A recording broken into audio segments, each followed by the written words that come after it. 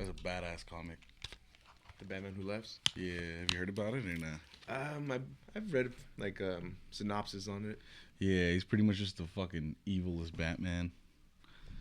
Or I think it was Bruce Wayne, and then he got infected with Joker gas, and then he started dimension hopping. Do I put the headphones on too, or? I'm rocking them. Oh, fuck. Yo, We sound good, man. it's cool, man. What's going on? Chilling, brother. We're live today. We're in the session. It's Tacet. March 8th. We got a lot going on. Let's talk about it, man. What's going on, man? I got a show March 21st, my first show in LA within a year.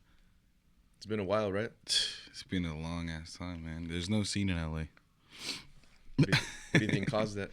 Oversaturation. I'd say a lot of weird stuff going on.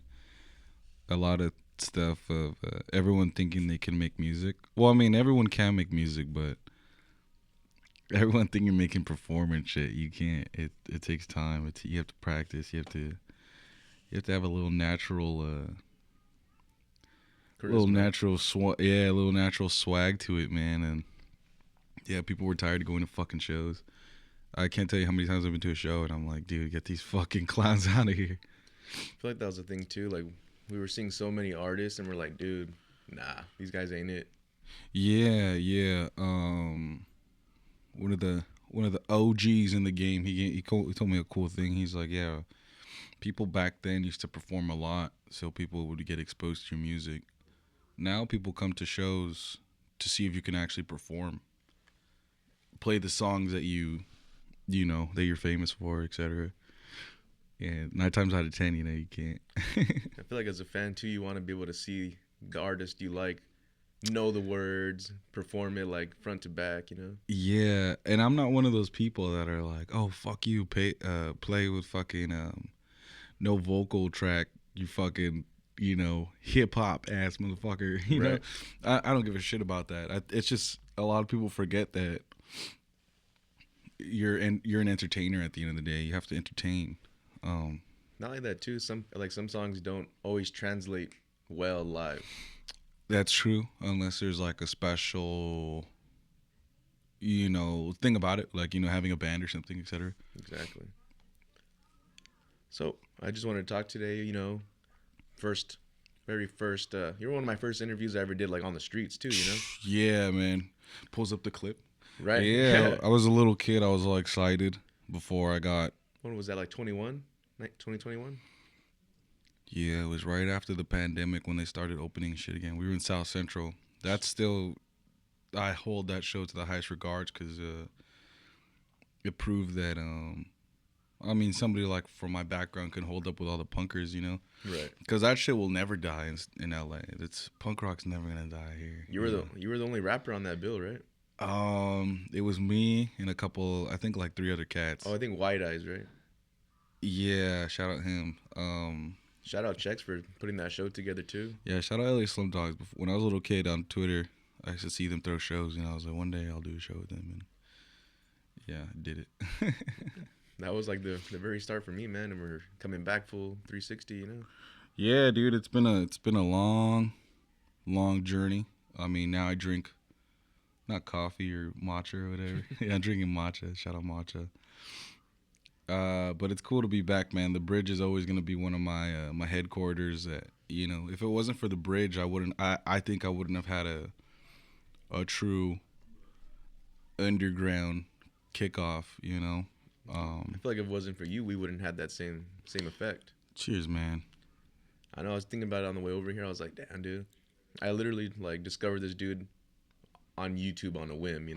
I remember that you emailed me and you're like, dude, what the fuck? I feel like I scared you too because I was like, I watched a video after I heard a couple of your songs, and I was like, hey, I recognize that place. That's not too far from me. Yeah, you hit me up, and I was just like, fuck, how do I play this? Do I play this like a fucking asshole, or do I play this cool? He played it like an asshole. Yeah, I play it like an asshole. I was like, yeah, I think I had stupid demands. You're like, you need to talk to my manager. Yeah, and at that point, too, I was like, yo, I don't care what I got to do. Like, I see something in this guy, I'll do what I got to do to talk to him. Yeah, man. Fuck yeah.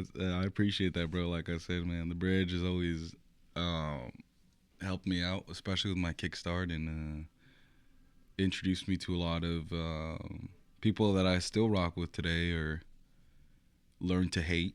Uh, but yeah, man, cheers. I was like thinking about it. I was like, man, like I remember just driving and first thing I hear is that bass line on How do you feel? How do you feel, bro? Yeah, I'm gonna bring back that style and all that stuff. It's just That bass. I was like, oh damn, this is a sick beat already. I was like, let's see this guy can actually rap though. yeah, man. That was I had just did a show in Arizona.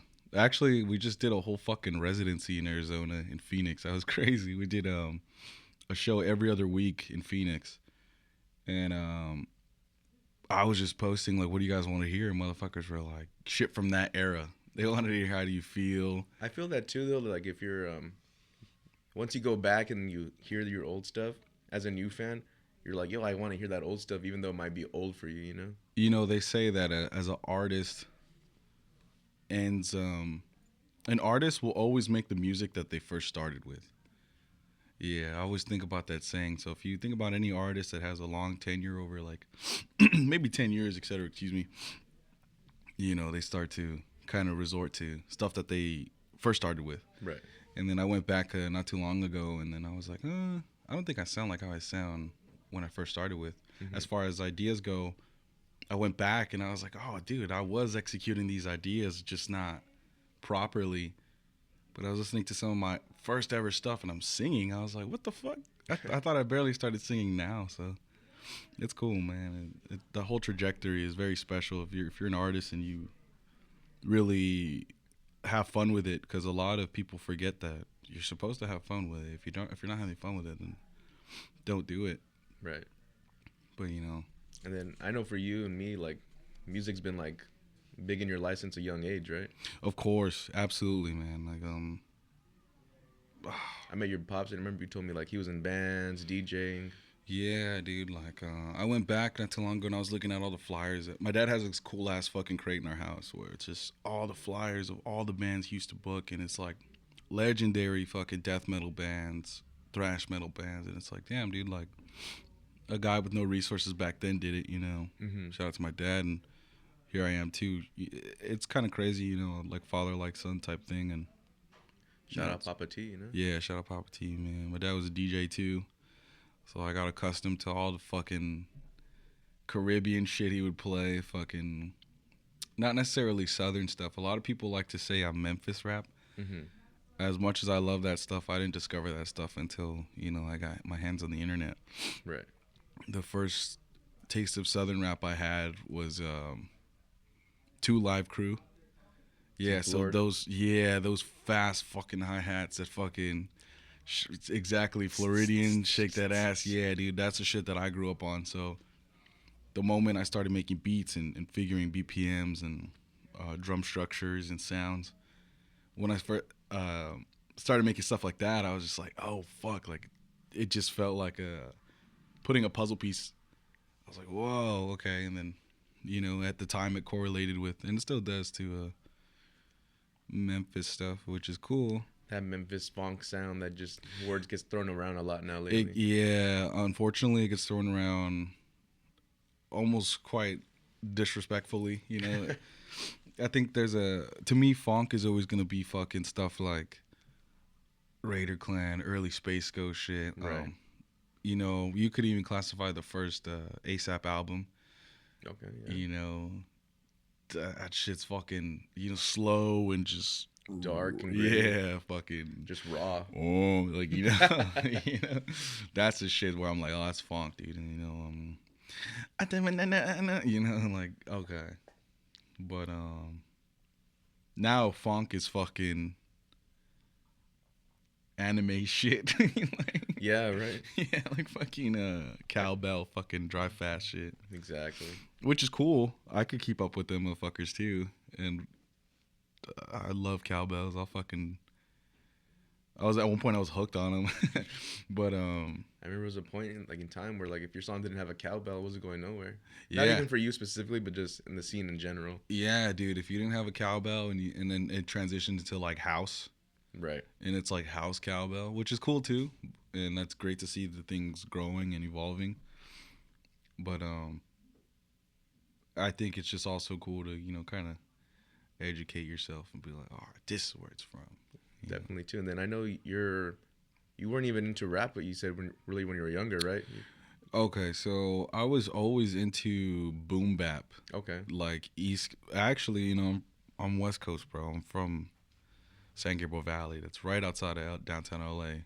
SGV. Yeah, bro. 626 stand up. Like, I'm always gonna fucking love West Coast rap.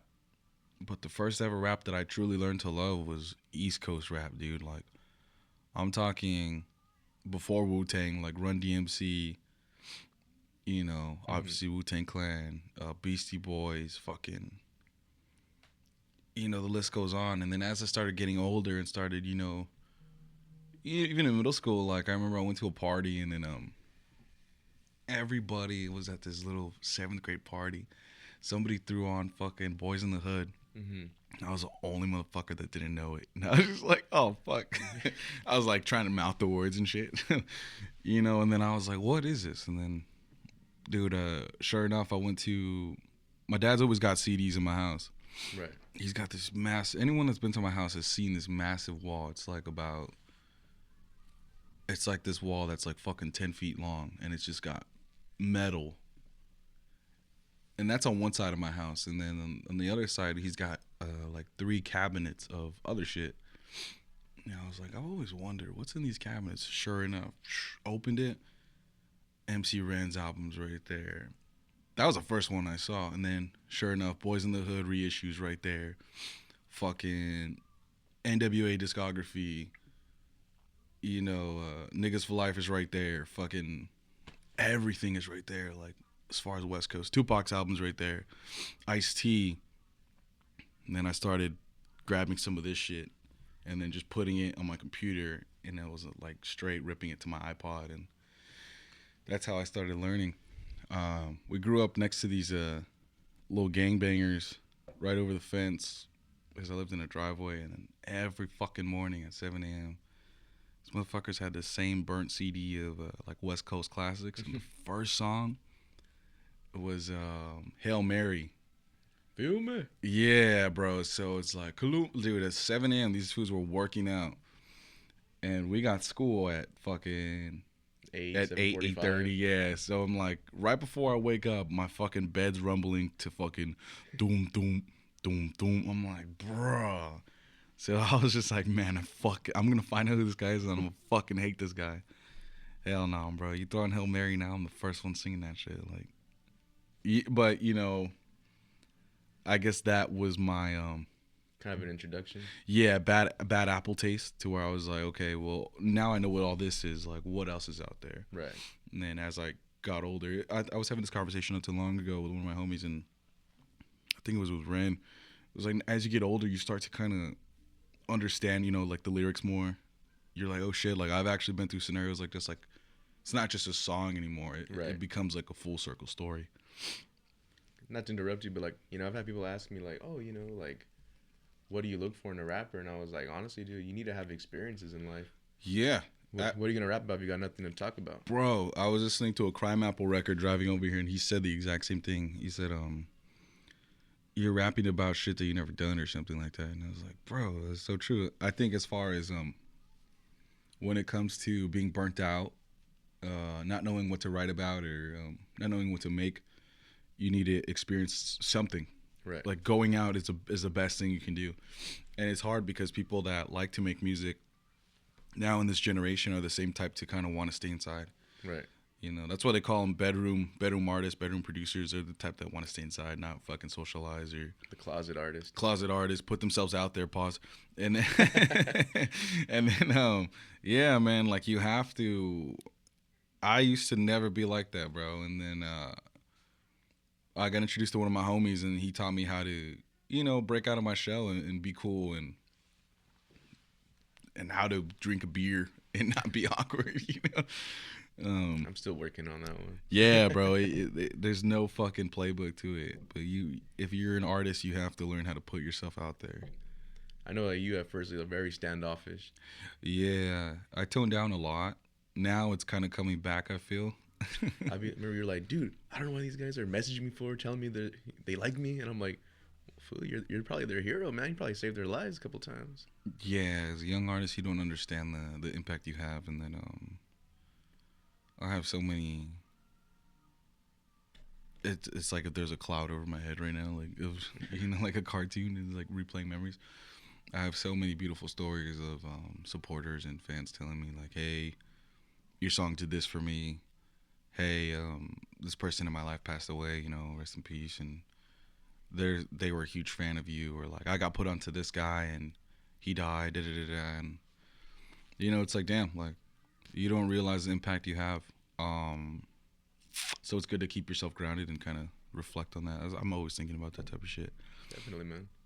It's a beautiful thing in its own way, Yeah, absolutely. So many people put out music their whole lives and they never get any love or gratuity towards them.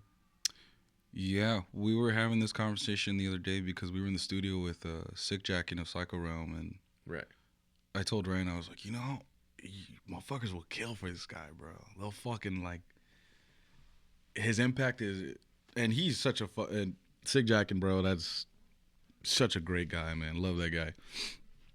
He's such a fucking down to earth dude, and like, you could tell, like, as an older head. I mean, you could even say like a middle aged man, like at the age that he's at, and he hears those stories, or he just, he's still human about it. He's not like, oh yeah. It's also one of those things too, where I feel like Psycho Realm and all that's always been like kind of like a Latino underground West Coast type thing. Exactly. That's so crazy you say that, because that's what I got to say to him too. I was like, bro, like it's the representation, and then he was telling us about how the 3 biggest tattoos that people have in the world as far as music goes is Wu-Tang Clan, Misfits, and the fucking gas mask of Psycho Realm. He's like, I've seen them everywhere. He's like, I've seen them on people's asses. I've seen them on people's faces. Like, he's telling you everything, and it's like, holy shit. Like, he's talking about the wrist. He's like, he's just like, damn, man, like, I was just a kid too.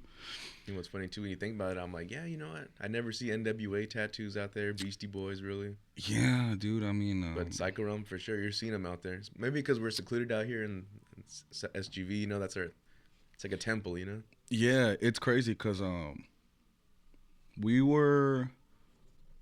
first time we were in the studio with him, me and Ren hit a bar after. Short story, because Ren missed his flight, so we hit a bar after, and then they had like a jukebox, and then Ren he fucking I think he downloaded an app or something, and he played Psycho Realm at the bar.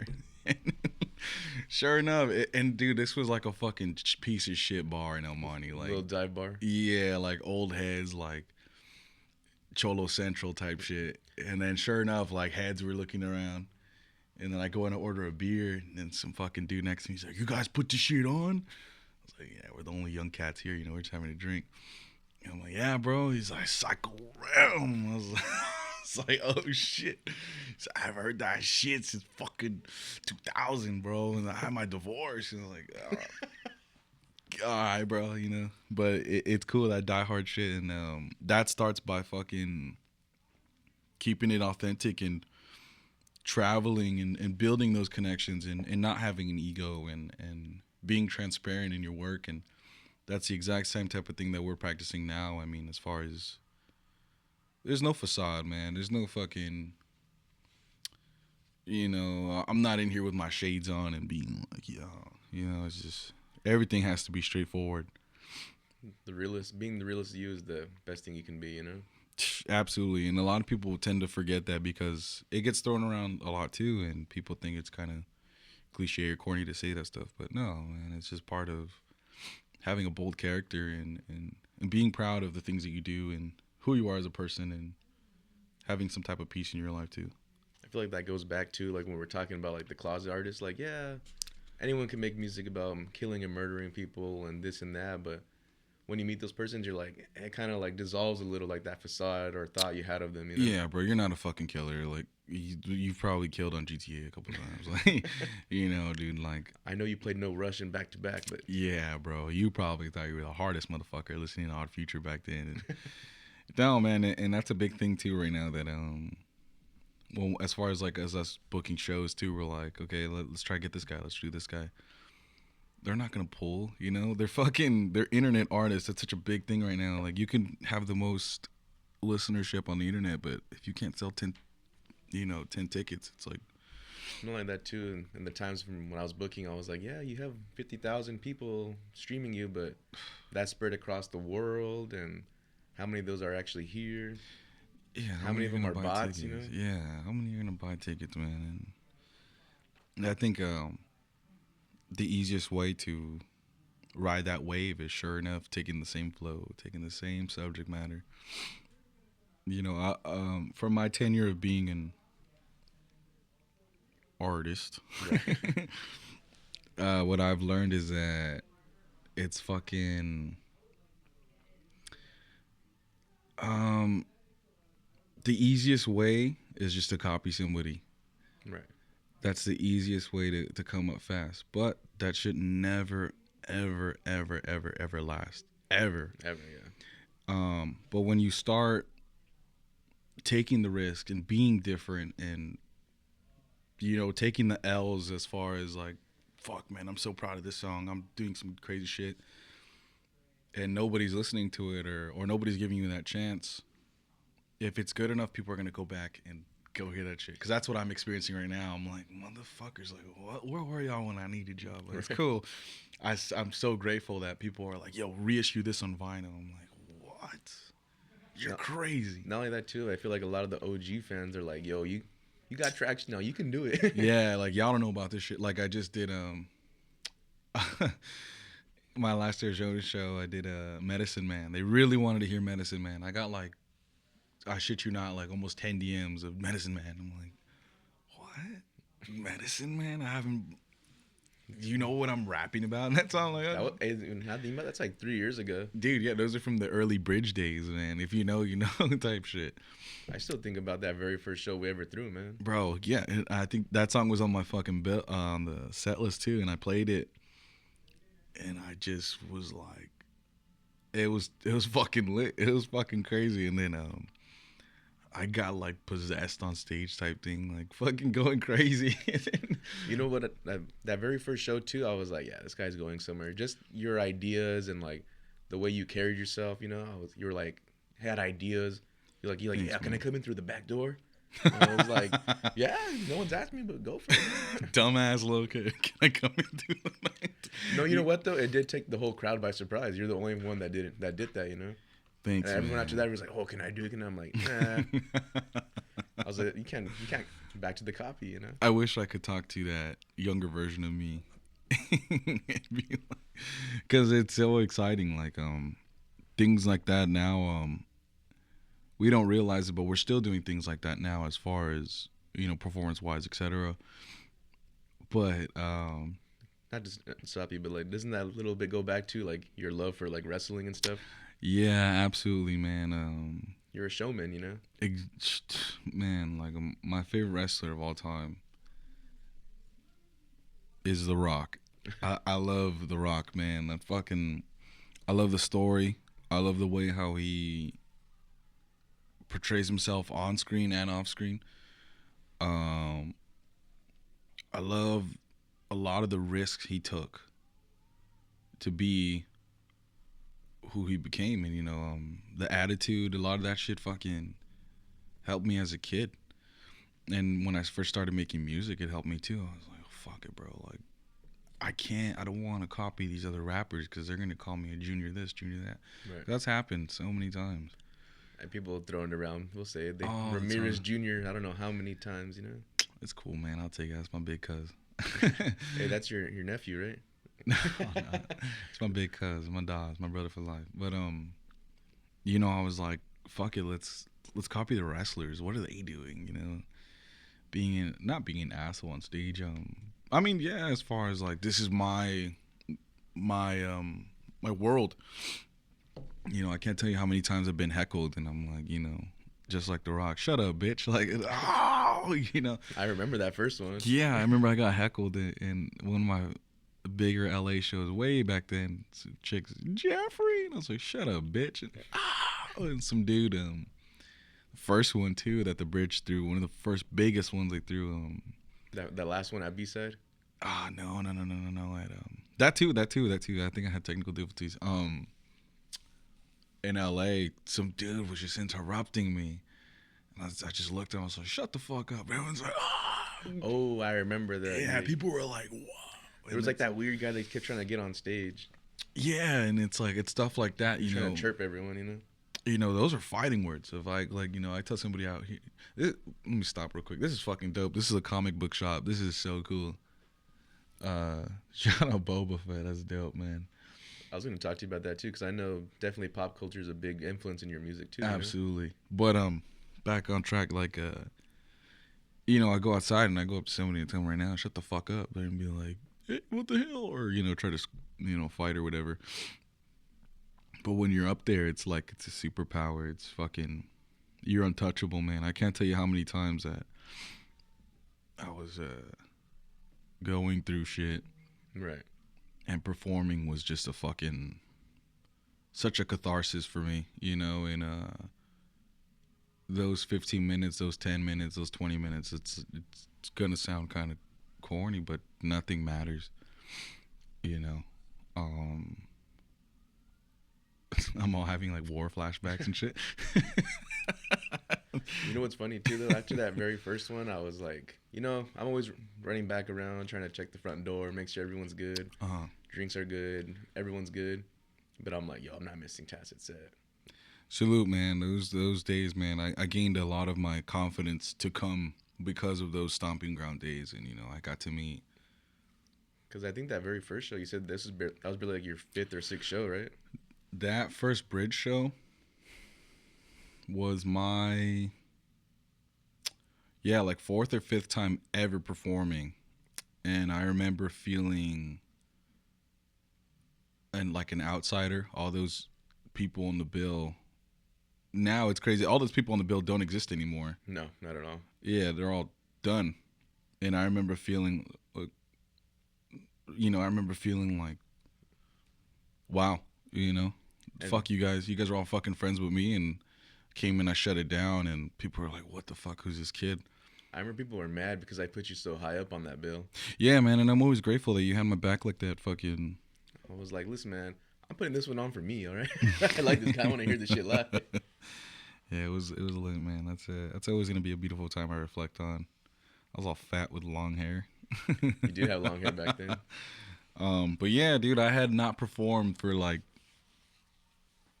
almost a year and a half before that. And then before that, I had played at 1720 Warehouse. It's a huge fucking warehouse in LA.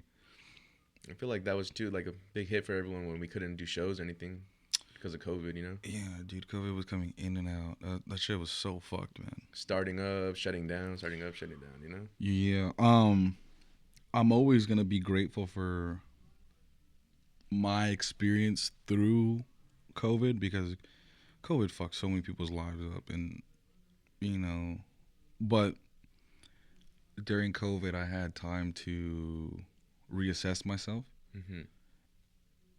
and learn how to produce again. I was always making beats, but you know, I started going to school, and then I started working like a hard ass job. And it was like music was in the back seat, dude. I was forgetting who I was, and then because of COVID, I got to take time out, and you know, I had already gotten my biggest production credit. Who is this guy? My biggest production credit. It's a fucking Ewok. I had already gotten my biggest production credit, and then I was on the verge of stopping making beats, and then because of COVID, I made 4 of the best beats I could ever make, and then it's kind of crazy because each one has changed my life in some way, and there's one more left, and I'm either gonna drop it as a single really soon, or I'm gonna drop it on my next album. Okay. Yeah, dude, but every beat, I guess, here's something we're saying now, has crack in it, like like one of them was Demise by Run the Third. Dude, when we play that shit, bro, people are fucking just backflipping off each other, you know? We played it in Arizona at the Nile Theater, the big room. There's a cool clip of me, like, People are jumping up and down, and then I'm on stage and I just stop. And I'm just standing like that. And I'm like, whoa. I made this shit while I wanted to quit. There's a cool ass quote by Scott Hall. Back to the wrestling thing. He says, if you never quit, then you never lose. Right. So it's like, hell yeah, if you never quit, you never lose. And then back to that, like the older days, like, when we kind of like stopped doing the B-side shows, I feel like that's when like things really started kicking off too. That's when we did that little tour in Texas and Arizona. Might have not gone our way, but it was definitely shout out to Bridge for pretty much handling our first tour. I spoke to not too long about this in another interview. Like, it's pretty much, yeah, fuck that tour. But I mean, but at the end of the day, I'm still grateful and I'm still happy because we did it. Like, right. It's something that I'm always gonna remember too. Yeah, I think we were in Texas for about 4 days, and I had only slept about 8 hours for all 4 days. And it's like, what the fuck? Like, you fucking tweak. I could never do that again. But I was just so hyped up on fucking, sober, by the way, or just a couple beers and drinks. I was so hyped up on just being there and performing with all my friends, and we did it. And one of my favorite shows ever was when we went to San Antonio. Mm-hmm. There was like 3 people and a fucking dog there. But we were all just so fucking happy we were in San Antonio. That was a lot of our first times in Texas too. Yeah, and we were Shout out Buc-ee's. We were I guess Black Smurf and Mikey Rodden had a gig down the street. So we were fucked. We were like, damn, bro, no one's coming to our shit. And which is ironic because we had sold tickets too, and we were like, what the fuck, where's everybody at? But all of us were just so fucking happy, and every shot that we took of all of us performing, like, I'm just smiling because I don't know, man. Like, yeah, we were drunk as fuck too, but that was your first time in Texas too, right? That was my first time in Texas, and a part of it too was like, not many people ever leave their hometown, Yeah, bro. Some people don't even leave their fucking block, man. Like, my good friend Javi, he's a photographer. He's a really popular LA photographer, and last year on tour, I told him, I was like, well, you want to go to Phoenix? He's like, okay. I haven't gone past fucking Redlands, We took him to Phoenix, and this guy was having such a fucking blast. And then some kid came, this kid, Desert Wraith, came, and he came down to the B&B. We did a interview there too. Mm-hmm. And I was like, yeah, this is the homie Venom. And this is the homie, and he's like, this is fuck Javi. And I'm like, whoa. He's like, dude, you shoot for da-da-da, and you shoot for here, da-da-da. I remember Javi just being like, yeah, bro. But then I was just like, whoa. Javi's just like, oh, fuck. You got recognized, and then we go to the show, and sure enough, too, people recognize him, and you don't know what's out there till you go, I remember when I got recognized, I was like, you guys know me? You're fucking Mike, man. You gotta fucking book some, man. I was cool, like, man. Cool, man. Thanks. But then I think about it back to, like, yeah, like those, if you can consider that a tour a flop, Financially, yeah. I mean, you could say that, but we fucking did it. I think everyone recovered too, and I got to learn a lot. I got to learn so much, and then my life changed that tour, bro. That I'll always be grateful for it because, like I said, my life changed. I could never look back. I left so many things behind, and that was definitely an end and a start to a new era, For sure, bro. Like I just learned. I learned the path of rediscovering myself because of that tour. I came back home and truly nothing was the same. Shout out Drake. I came to my job, bro. They were looking at me different. I had overslept a shift by 4 hours. Oh shit. My boss called me into his office. He's like, "What's going on?" He's like, "I know you're a rock star now," and I'll never forget it because I was like, you know what, fuck you, I am a rock star, and that job ended up, closing down, whatever. But friendships, relationships, everything just deteriorated because it was like, oh shit. And then I feel like that started a lot of issues too. People wanted to come, and it's like, bro, there's only so many people that can come. and that's the thing too. You can't take everybody with you. I think we had too many people because you know, as far as insight goes, like a lot of those people I don't talk to anymore. Right. You know, or I had to learn how to rekindle my old friendships that got fucked up because of I thought let's all go happy be lucky touring. So I'd say the lesson is that if you really want something, you have to be so ready to sacrifice everything. I think too, we didn't realize how taxing it was gonna be doing all that driving around Texas. You know. Yeah, bro, we're fucking stupid. We rented a U-Haul. We rented a fucking cargo van and we put 9 chairs in there to go from Dallas to San Antonio. No. Somewhere outside of Dallas. And then the next day, I remember I sat down and I got a pen and a paper and I was like, all right, we got 4 cars, we got 4 drivers, and we got 10 people. How can we divide this shit? All the big boys in this one, all the party people in this one, and all the people that are gonna be chill are gonna go in this one. Like, I remember we were in a fucking cargo van with an inflatable mattress. Oh my god, that was hell, dude. Just trying to catch Z's where we could. Yeah, for 3 hours. And no, I think that was 4, dog. It might have been 5 because we stopped like quite a few times. Just sober to get to San too. Antonio. Yeah, and then like that shit felt like so elementary because we met up everybody at Buc-ee's and they're like, yeah, our car, we're fucking turn. Like, fuck y'all, man.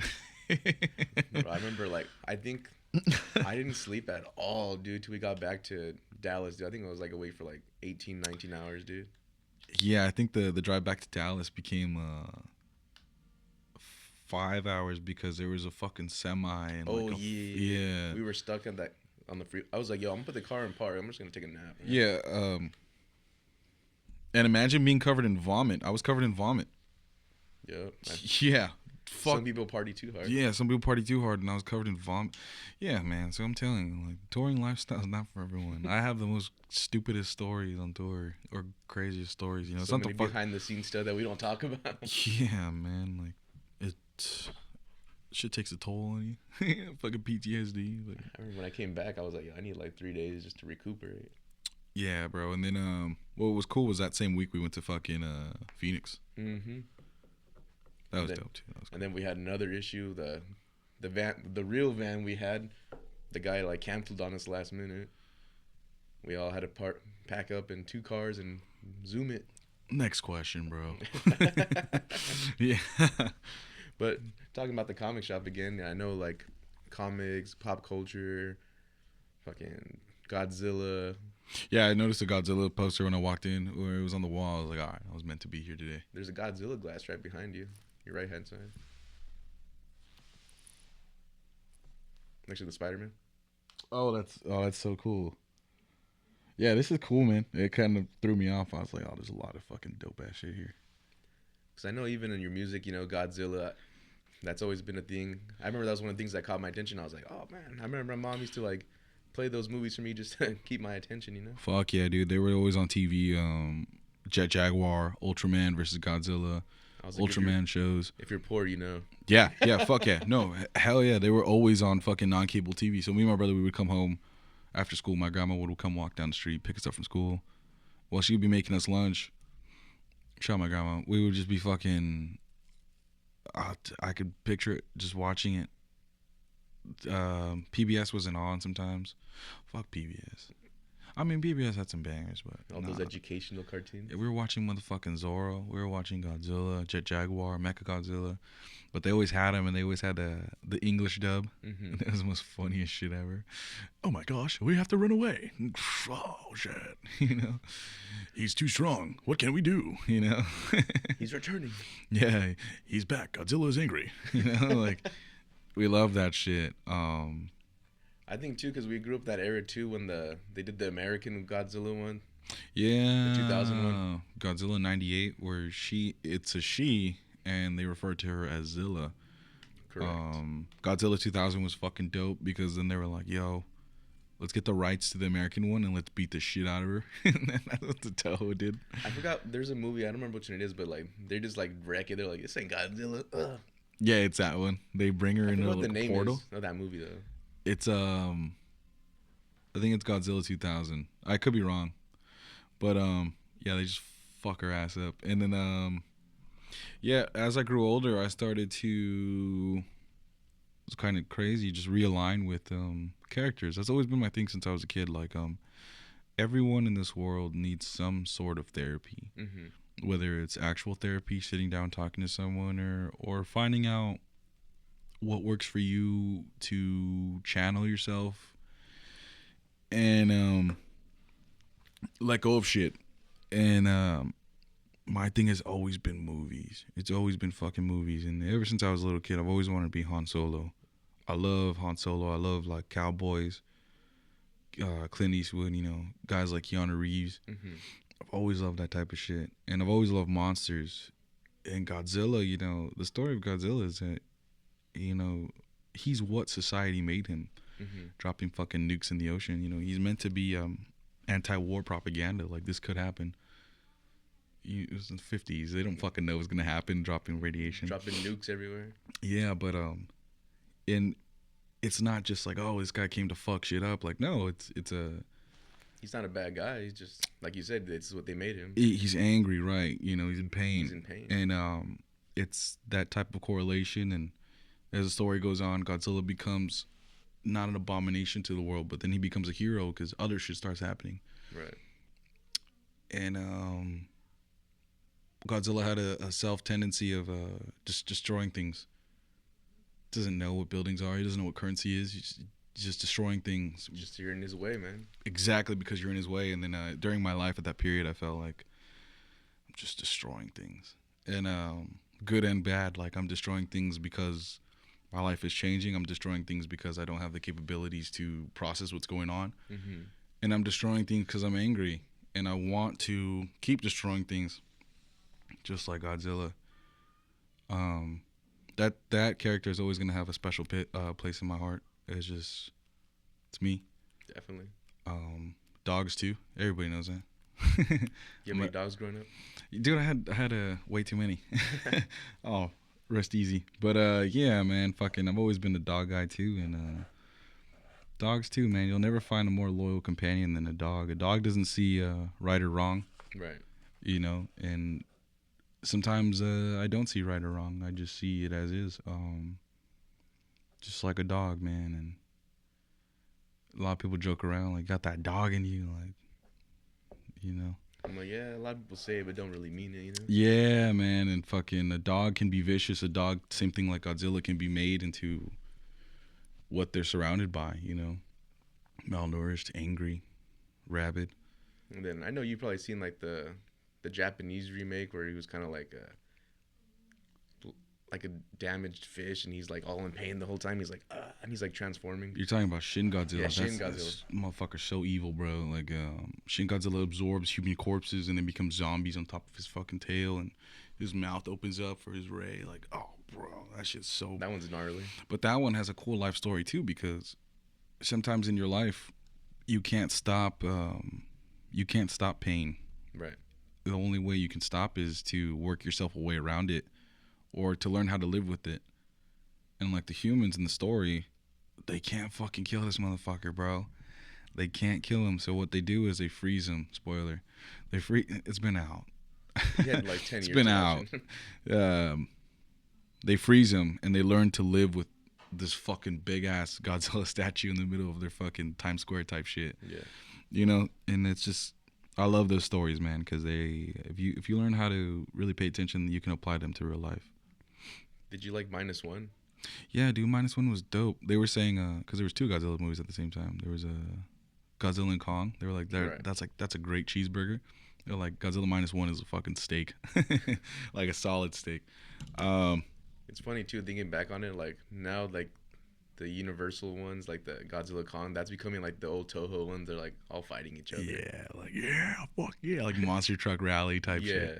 And then these ones from Japan are just so beautiful and well written and great film, bro. And with that small budget, man, that Godzilla was fantastic.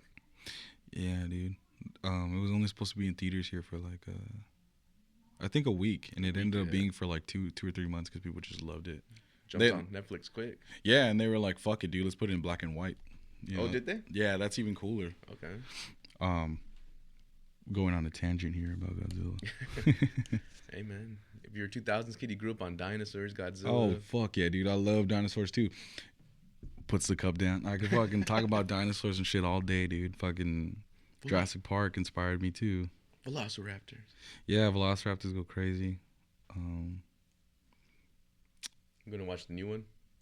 Yeah, bro, of course. All right, next question, please. All I'm right, sorry. let's get off the dinosaurs talk. So let's circle back to, so how did that kind of start with you and Sick Jackin and Ren, you know? Let's see. So pretty much, I'd rather have Ren tell that story because it's more. It's rooted from Ren, Okay. but I could tell you that how it was working with him. That was so great. I learned so much. He brought in his personal engineer.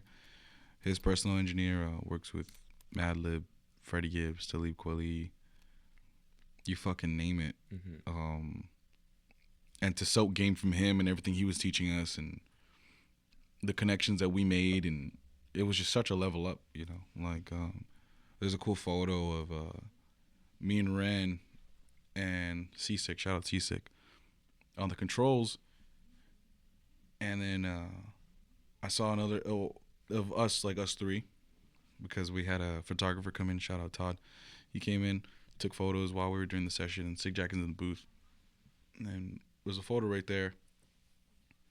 And I had seen another photo of Madlib, Talib Kweli, and Seasick, and it was just like, so there's no such thing as coincidences, you know? How is the producer the rapper? And, you know, and like the chair that I'm in is so, apparently it was a $5,000 chair. The chair I was in was like a fucking stupid ass Target chair, you know? But Madlib's in the same shitty chair, you know? It's like, whoa, like, it's probably shitty because of all the people that have sat in it through the years. But it that was just so special to me, you know, the correlations and the signs from the universe, you know. Was that like your first time in like a really like big studio? You know what? Check it out. That is my first time ever in a studio. All my life, and as far as I've gone in music, I've never been in a real studio, ever. Isn't that crazy? I remember one of the first times we hung out with Ren, he was like, "Yo, fool, let's hit the studio," and you're like, "For what?" I was like, "Yeah, for what?" My studio. Well, my studio is my garage. It's a room, but now it's been converted into a studio, and I have all my gear in there, my monitors, everything. That's where I make my music, and then it's just crazy that. Oh, that's the thing they asked us too. They're like, who mixes your shit? And I was like, me, you know. And they're like, what the fuck? What do you use? And I'm like, FL Studio, you know. They're like, well, that's, you know, it's not that it's not industry standard. It's just like, wow, you know, I don't have any fucking proper training. I don't have, you know, Sig Jackin, it was cool. We're working on music and he's hearing the beats, and he's like, how do you learn how to do all this? And he's like, how do you learn like piano and shit? Like YouTube, you know. And he's like, damn, like me too. I was like, oh shit, like, you know, someone that's older, like, yo, me too. And he's like, I didn't go to college, I dropped out. I was like, me too. He's like, you know, it's like, yeah, I just took the music college in class, and the music classes in college, and I left. And I was like, damn, me too. You know, it's just crazy, man. You know, if your heart's in the right place and you say your prayers, you do your chores, and you work hard, you'll get there, dude. And that's where I'm at right now, just in the presence of legends and working with them. And I was having this conversation the other day. I was like, we were going up a tree, and at the very top of the tree is everyone that I guess you can say, everyone that's been in the same route as us, as far as music, sound, direction. And this fucking tree just spit out another branch into fucking nowhere, and that's where we're at right now. The new branch. In the new branch there's nobody on top of that branch. There's nothing we can follow right now. It's just us doing it, and we've been getting this kind of comparison lately of like, oh, you guys are the new Dr. Dre and Snoop Dogg, and you know, you're the new this and you're the new that, and no disrespect to any of them, because you know I fucking love those guys. I got to hear cool ass stories about them, you know, through Sig Jackins people, etc. And I think we're just the first us, man. Like it's crazy. It's just we're just the first us, and I feel like it's a term we throw around a lot, but the new wave. The new wave, absolutely, the new wave. I mean, and I'll say that shit boldly, bro. There's no scene in LA no more. There's no poppin' rappers in LA. There's no underground rappers anymore. Everybody fucking sucks. I feel like a part of it too. A lot of people stepped away just because of financial reasons the last couple of years. They couldn't do it anymore, bro. And if you really wanted it, you'll figure it out. Right. I can't tell you how many times I had to fucking sit down and figure it out, and I'm still figuring it out. You know, reality is the biggest enemy. It's not your ops. It's not the guy that sounds like you or looks like you or from down the street.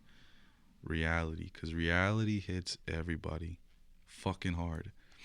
And if you're willing to sacrifice everything and keep what, like we always say, oh dude, we gotta do this, fuck. Well, what else are we gonna do? You know, let's go. What else are we gonna do? Right. And then kind of going back to the piano thing, I know you play quite a few instruments, right? Yeah, I play guitar. I played guitar for my band Phantom Indigo. We just did a sold out show at Knucklehead. That was really dope. Shout out Knucklehead. Shout out Dust Bowl. The guys that threw us on the show. I play a little bit of drums. I play everything, man. I play triangle. I play cowbell. You slap a little bass too? Slap a little bass, yeah. One thing I really like doing is building guitars and building basses, and that's always been such a fun project for me. I'm about to start a new guitar, but putting them together, I learned how to wire them on my own and solder and paint them, clear coat, fucking applying, you know, the lacquer and sanding them down, and I just love all that shit. Switching out pickups and modification and stuff. Because when I was a little kid, I fried my pickups on my guitar, and I grew up relatively poor. But then we also had our bright moments. But then we also had a lot of fuck moments. You know, I used to sell at the swap meet with my mom and shit. We did that for years. Yeah, my mom couldn't get a job, so we were selling our junk at the swap meet. But pretty much. My pickups got fried, and me and my dad, we took my guitar to a guitar shop, and I just feel like they fucking ripped me off, dude. $80 for a pickup swap, $60 for a pickup swap. Right. So that just, I don't know, even as a little kid, I was like 12 years old, just feeling like something wasn't right. And then I learned to do that shit on my own. Fuck that. And then, you know, I'll sit down with my wires and cut them and strip them and solder them together, and I love that type of shit, bro. Some people like cars and fixing cars. Don't get me wrong. I love doing that too, but guitars is my fucking forte. Someday I want to own a shop of just instruments and fix them. Because I remember when you did that black one that had like the cracks and everything. Yeah, dude. I did a black and purple one. I did a blue and black one with cracks, and I restore them too. I love doing that shit, dude. I've restored guitars for my friends and clean them up and like action adjust and all that shit. That's the retirement dream. Maybe, man. I'll be like an old man. Fucking whatever happened to that Tacet guy? They'd be like, "What does this guy know about music?" Let me tell you. You know? Back in my day. Back in my day, you know. But yeah, that's my little getaway. That's cool, man. Cheers, brother. It's always nice to have another hobby where you can just let go, you know. You need hobbies, man.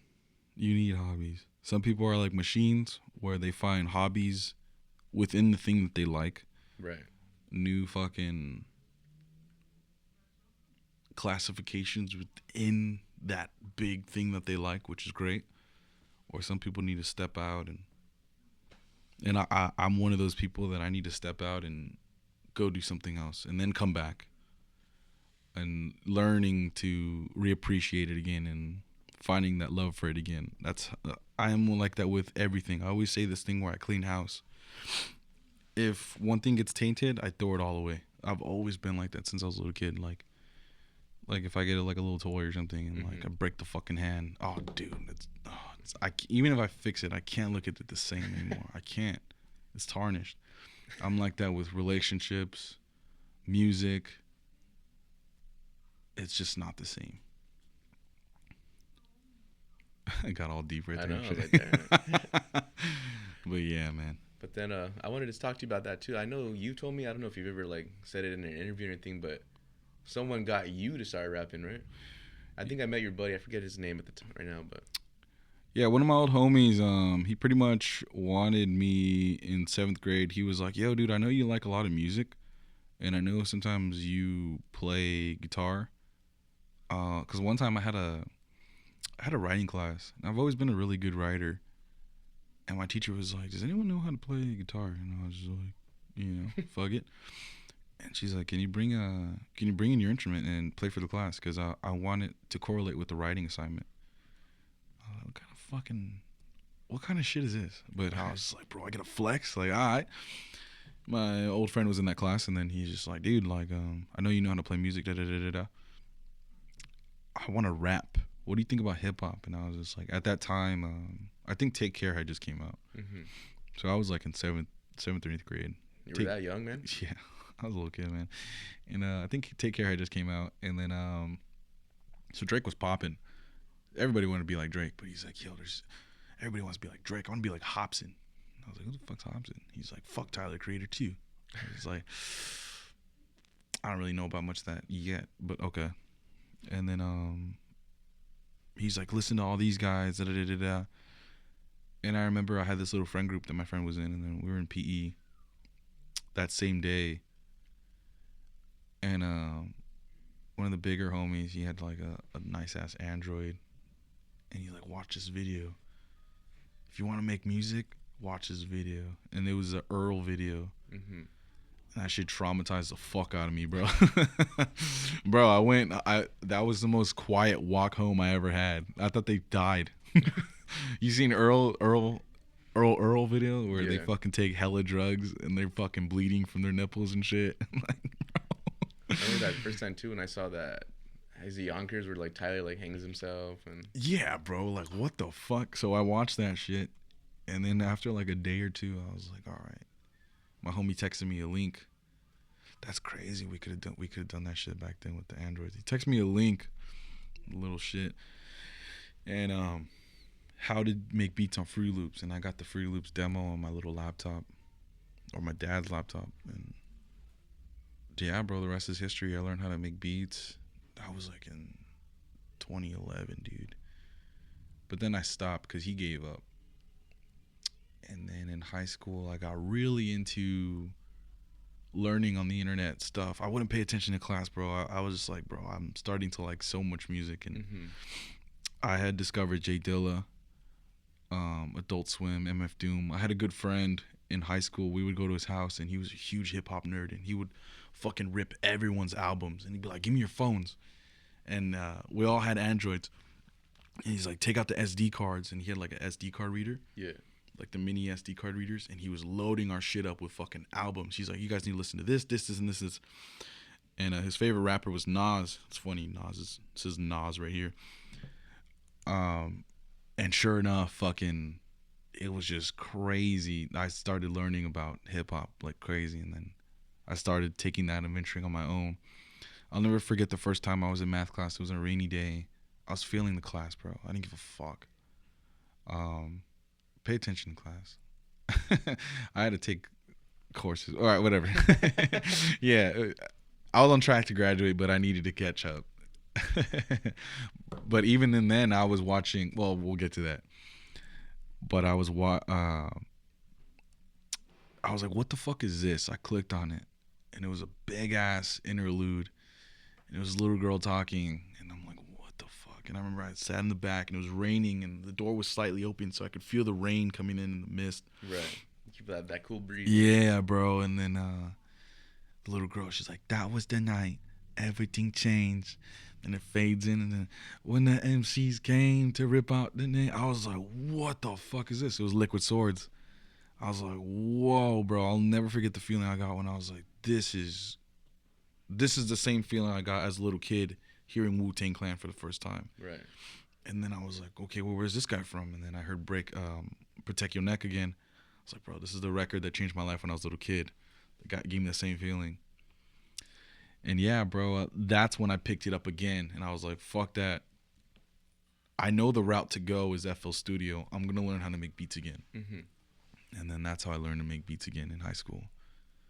And I wanted to be like Jay Dilla and Madlib. And, you know, to now reflecting on my career, it's like I've reached this point where Madlib is just a fucking doorway, bro. Right. It's crazy.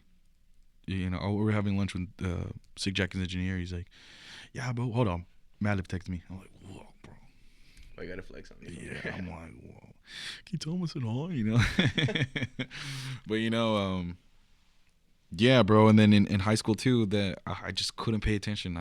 I've always had a fucked up attention span. Like, dude, I'm playing with figurines I found. You know, I was getting into Raider Clan. I was actually introduced to Raider Clan by my brother. But I was getting into Sesh All the Water Boys. I was getting into Chris Travis. And then I would be doing my online assignments, catching up after school. And I would hear fucking, on the opposite window, I would have Crunch Time. And I was like, what the fuck is this? Like, this is crazy. Right. So yeah, man, I've just always been a fucking nerd for shit. Whenever I get into something, dude, I fucking study all of it. I've always been like that for everything. I think what happened for me was, I heard Rocky's mixtape. Was it Live Love ASAP or Long Live ASAP? Dude, yeah. I got to hear Long Live ASAP first, and then I went back. My homies were like, nah, bro, you gotta check out Live Love ASAP. And then same homie. Live Love ASAP's the first one, right? Yeah, the same homie hooked it up. So I remember I was like, yo, who's this guy? And why is he talking about Space Coast Perp and blah, blah, blah? And then that's how I kind of went down that whole rabbit hole, too, you know? Yeah, dude, fucking, shout out Space Coast Perp. He's probably a piece of shit, but, you know. What's it called? What was I gonna say? A$AP Rocky was a tough one for me when I was a kid, bro, because that was my favorite rapper. When Long Live A$AP came out, that was my favorite rapper. Mm-hmm. But I found myself not being able to relate, and that shit was such a fucked up game changer for me, bro. Like, I was just like, I can't relate to anything this guy's saying. I don't have fucking bitches. I don't have a wraith. I don't have fucking... I don't have cocaine and... gold chains. I don't have braids, bro. I'm a fucking beaner from San Gabriel Valley, bro. Like, it was awesome, bro. Don't get me wrong. I still love that fucking Long Live A$AP, Live Love A$AP. You know, I'm not a fucking drug dealer. I'm a fucking little kid, man. Like, you know, that shit's always been around, but I knew the road I wanted to take. You never had to throw yourself into it. Yeah, bro. I've always seen that shit, but I just never gravitated towards it. My point is that, like, I had to find underground rap to be like, oh, okay, now I can relate. I had to listen to shit like Nas. Now I can relate, you know. I had to go back and learn the boom bap. Now I can relate. And it's like... For me, too, it was like one of those things like, I don't do that stuff, but I see it. Yeah, absolutely. But my point is that hearing all that stuff early on, there's people looking at the window. That's crazy. They're probably, what the fuck are these guys doing? That's pretty dope. We're in a packed comic book shop. There's people watching through the window. Back with MTV. I had to learn that I apply that to my music. I just try to make sure that people can relate to what I'm saying. Mm-hmm. I don't try to have no fucking facade. I rap about shit that I actually experience. And then go ahead and tell me about your first rap group. For what, bro? Nah, I had a little rap group in high school, and then motherfuckers started trying to diss me and shit, and then that shit disbanded. I remember you tricked me. You were like, hey, these guys hit me up. They want to headline the show. What do you think? Yeah, I sent you a link to my old shit. He was like, these guys fucking suck. And I was like, bro, why would you even send this to me? And you're like, if I would have heard that, I would have gave up. Yeah, it was a little baby Tacet shit, and we were recording on a mic, Rock Band mic. Like the game, right? Yeah, like the game, and, you know, but it started somewhere, so fuck it. We're recording in a little closet, but if you really want to do something, you kind of have to start it on your own. You can't rely on your friends. You can't rely on your friends, bro. You can't. You have to be the one to put your feet down and figure it out. No one can hold your hand through anything you're passionate about. No one's gonna hold your hand. Definitely, man. You know. Yeah, there'll be people that'll show you the ropes, but you can only climb the rope yourself. People will always be there to support you, but you're the one who gotta get up there, you know? Yeah, bro. I mean, we can go on and on all day about that shit. Yep. Next question, please. I'm sorry. I'm All going right. on a tangent. So then, you know, like we're saying, we seen you do your old music videos. You and I, we just finished doing the No Love music video. Shout out Mike, man. He hooked me up with Jason King. Jason King from Monster Energy and Rolling Loud, and we got to knock out No Love video, and that was really dope in Pomona. Shout out Pomona, P-Town. Yeah, man. Thank you for that. That was really dope. Yeah, that was a cool experience for me too. You know, I haven't did a music video in forever, you know? Yeah, man. And that stems back, the bridge has always been looking out. I remember when we did the one with APOC. That was cool too. Shout out APOC Crisis, man. I'm trying to get him to come out over here and throw down with me. It's my dog. Everyone says it's my twin. I was just talking to someone the other day. They're like, bro, you guys related? No, dude, they're not related. It's cool, man. It's my twin. Like, actually, like, we kind of look alike. It's crazy. Shout out APOC too, man. It's my dog. And then, so right now I know you might have a couple of shows coming up after LA, right? Yeah, dude, we're about to announce a tour. Yeah, tour. I love touring, bro. I love touring, but that's when shit gets fucking real, bro. Mm-hmm. That's when it's like, all right, can you do this? We're kicking it off in LA. Then we're going back to Arizona. It's gonna be a fucking badass show. Do you have a lineup or release date yet for the tour yet? Yeah. What's today? Today's the 8th. Today's the 8th. We're dropping it on. Damn, my phone's blowing up. We're blowing it the 10th. We're dropping it on Monday. Okay. The tour flyer's coming out Monday. I don't know when this is coming out, so it'll probably be out already. Third World Mafia tour. Third World Mafia. Yeah, bro. We're going on tour, man. We're doing shows in Dallas. Ooh. I like how we're doing shows in Dallas and then pause. Like, okay. Doing shows that we're starting in LA. We're going to Arizona, Dallas, Fort Worth, Austin, San Antonio. I think we're going to El Paso. We're going to Albuquerque, New Mexico. It's the first time. Nice. Colorado, don't worry. We're also doing a second leg of it. So the first couple ones, don't worry. We're going to come back and we're going to do the second leg. We're touring. We have a really there's a special one I'm not gonna say. There's such a special one that I'm not gonna say. I want that to be beautifully announced. But there's one that's like, oh man, that's probably one of the biggest shows we've ever done, if not the biggest. That one's gonna be dope. We're going to Canada too. Canada's gonna be dope. We're going to Canada in August.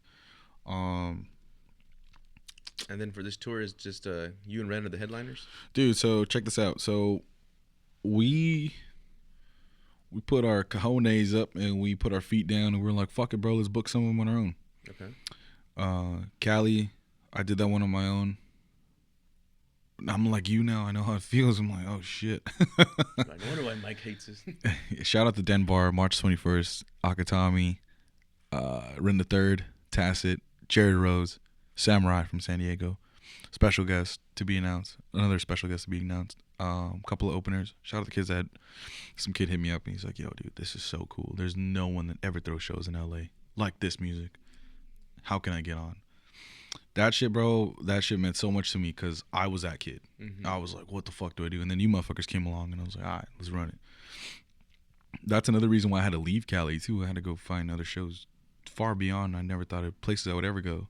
Not only that too, for a while it was like we started seeing the same faces every show. Yeah, this shit was so fucking high school, and those are the same people that don't even make music no more.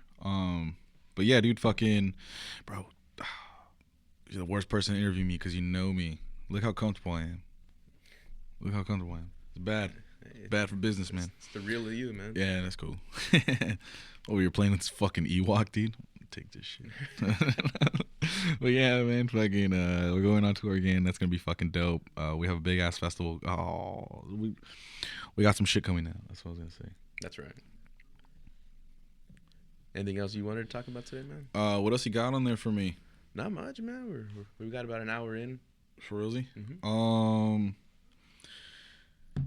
I could talk all day, man, and you're a good listener, so I could yap. I got an album coming out. We just finished Ren the Third's album, King of the Cliff. Rest in peace, Spank Dog. Album's dedicated to him, Ren's beloved father. 12 tracks, all produced by me, featuring Sick Jackin. Let's fucking go, bro. That's that record, bro. Come on. We played that record I shit you not, bro. No lie told of my soul. We played that record in the studio. It had to be 40 times. I shit you not, back to back. There's a clip that we uploaded, because we had the whole thing documented. That's coming out soon. And fucking sick jacking, bro. It's a fucking king right there, man. It's a dog. That's the man. We're playing it, and he's like, the record's called Sicko, and then he composes himself. He's like, the record's called Sicko. I don't know why you call it that, but it's called Sicko. And then Seasick, he's just trying to take care of his ears, man. So I get it. He comes over, he stops the record. Sick Jack goes, no, fuck that, play it again. Boom, and it comes out again, man. And it's the funniest shit ever, because it's like, bro, that record has fucking crack in it, man. Like, we're shooting the video for it in Dallas too. That's gonna be fucking dope, man. Let's go, man. It's go time again, man. I'm still waking up. As I'm getting older, I have to fucking wake up. I sound like I'm 40, bro. I'm still in my 20s. I'm fired up, man. There's a lot of cool ass things coming this year. Phantom Indigo is my little side project. We're doing some cool shit too. Yeah, I have my album out. El Cadejo came out. Vinyls are coming out. Working with so many artists, bro. I got a lot of music coming out. It's good, man. You know, I've seen it. I was like, dude, I remember like we were saying, like that first show, like people are like, yo, who is this guy? And I'm like, you guys don't even know, bro. This is Tacet. He's gonna take over. Cheers, bro. Thanks for believing in me, man. That's what people need when they start. They need people to believe in them, and like I said, man, the bridge they gave you my start. So I always gotta come down, man. You guys gotta throw a show, man. We do. You guys need to throw a show with like the new blood, all the new bridge kids, and then I'll pop out. They'll be like, whoa, it's that shit. Yeah. I was like, oh shit. That's exciting for you, man. I'm happy for you, you know. Thank you, brother. I mean, it's hard work, a lot of sacrifice, a lot of pain. Definitely. Nah, I mean it is like the old saying, blood, sweat, and so many tears. You know what? I think about that Cypress Hill song, Rock Superstar, when he has Eminem. But I think about that Eminem intro. He's like, I didn't know it. I didn't see it till I was actually in it, you know? Yeah, bro. That is so fucking true, bro. That is so true, bro. I can't tell you how many times I've been somewhere. I'm like, oh, fuck. Like, I'm like, from the sidelines, it looks like it's easy to be a rapper. I'm like, dude, it looks so easy. It just looks like fucking post everyday type shit. No, bro. Like, I'm late here because I had to deal with some legalities. Like, contracts, agreements, flights. Within the past year, I've flown to Dallas over 20 times. Yeah, oh yeah. Some people will fly once a year, bro. I fly 3 times a month. Minimum. And I'm fucking grateful for it, bro. I get paid off my music decently. I get to pay my rent. With merchandise, I draw it myself or I make it myself. And yeah, bro, it's a fucking beautiful blessing. It really is. But it's like anything else in life. If you really, really, really, really want it, it'll come to you. You just have to let it come to you. And by that, I just mean whatever happens, let it happen. Because I don't believe in free will anymore, bro. Yeah, like I stopped believing in free will like a year ago, like where it's like I could get up and like run into a fucking car or something and that's free will, like I killed myself. Like no, like, or horrible example, you know, or like free will, like I come in and just trash this place, you know, like the owner comes in, what are you guys talking about? But you know, like I believe in fate and I believe in destiny, and I think everything is already written. And you're just following that journey. Yeah, following that journey, bro. I believe in purpose. I truly believe in everything happens for a reason. I believe in the universe. If you submit yourself to the universe, so many beautiful things will happen. I learned how to do that, bro. Like I used to be so ignorant and so arrogant against all that. And bro, if you just put your guns down and walk into town, you'll be all right, man. So the crazy thing is too, I remember like early on, I was like, bro, I only see like 4 or 5 people like really taking off from this, you know? Yeah, bro, and you called it, man. Look, we got our show with I remember you told me you're like it was you're like you, Ren, Tommy, and maybe somebody else. I think I forgot who you said. But that's our show this March, and that's so cool, bro. That's so cool that we're still able to not only come together and do this, but also be friends. Yeah. Because I can't tell you how many times I've made a friend in music and they turn out to be the worst fucking human being ever, or a piece of shit. Like, so I don't make friends in this shit no more. Fuck that. I'm like, don't believe everything you see on the internet, you know? Don't. Most people are pieces of shit, you know? Yeah, bro, we're fucking perverted. That's something that unfortunately I don't think will ever go away in music. It's just there, and we have to be fucking. Diddy? No. More fucking aggressive towards it. I've seen those videos on Twitter where they're beating up pedophiles now. Oh yeah. Yeah, we need to start beating up fucking weirdos in music too. You see that one where they picked up the dude and they fucking alley-ooped him? No, I didn't. They pick up this little smaller dude and they're at a market and they pick him up. He's like, no, please. And they pick him up. And then the other homie comes out. He just clocks him, bro. And these guys out. But after he's like lying on the floor, he's like crying. That's called an alley-oop, bitch. And like, so stupid, man. You know what's crazy too? Like, you and I are kind of like on the same thing where we read people pretty early on. Yeah, thankfully. My dad told me when I was a little kid, he's like, that's a gift that you and I both have. But carry on. And like, you know, like we were like people like we didn't like already. We're like, yeah, there's something wrong about him, and then it turns out, yeah, there's something is wrong with him actually. Yeah, bro. Like, and I don't like. I always try to give everyone the benefit of the doubt, bro. At least once. You know, you meet a lot of awkward people, especially in music. You know. Yeah, and sometimes those turn out to be the best friendships because it's meant for that friendship to develop and to learn from each other, etc., and find out. But when you have that gut feeling about someone, and sometimes it's never even politicking or stuff like that, it's just like, bro, you're just a fucking shit human being, and people, fuckers need to die. No, I'm just kidding. But yeah, bro, like I fucking, there's too many fucking lames out here, and I say that shit proudly. Too many lames, pedophiles, weirdos. Yeah, bro, and too many old men. Oh yeah, definitely. Yeah, kick fucking rocks, dude. Dude, you're 40. You can't start your career now. I mean, yeah, you can, dude. But you know. Yeah, dude. There's this fucking dude that doesn't like me. There's just a fucking huge, sick jack and kiss ass and fucking. It should have been me. Yeah, dude. And like, bro, sick jack is my fucking dog, bro. Like, the fuck. Like, that's why it's always good to present yourself respectfully. Pay respects to everyone. Don't think that you're. If you walk into a room, say hello. Don't think you're fucking God. You know, bro. And if you have a problem with someone, show your face. Don't be a fucking pussy. Ugh. I remember one time too, some guy was DMing you. Yeah, you know, your music's cool, but it sounds like you stole my shit. And it was like, I had like 50 streamers or something. Oh, somebody told me that? No way. That sounds familiar. I don't remember. It was like a while, like a year or two ago. But I remember we were like, dude, you have like no streams. Bro, Bro, I get some crazy fucking DMs now, dude. I remember you used to show me. I was like, bro. Yo, and that was back then, you know? Yeah. Dude, I get some. I believe that. That's crazy. That sounds like something that happened to me. I get people DMing my family now. It's kind of weird. They figured out. Hey, tell Tacet, drop some shit. Like, oh, bro, you're. Don't do that, guys. Come on, don't do that. Don't be those weirdos we're talking about. I love talking to everyone, bro. Hit me up, please. Hit me up. I'll always try and talk to everyone if I have the time. Send me music, send me beats. If you really want to talk, pull up to the show, you know? Yeah, pull up to the show. Meet me in person, please. Meet me in person. Let's talk.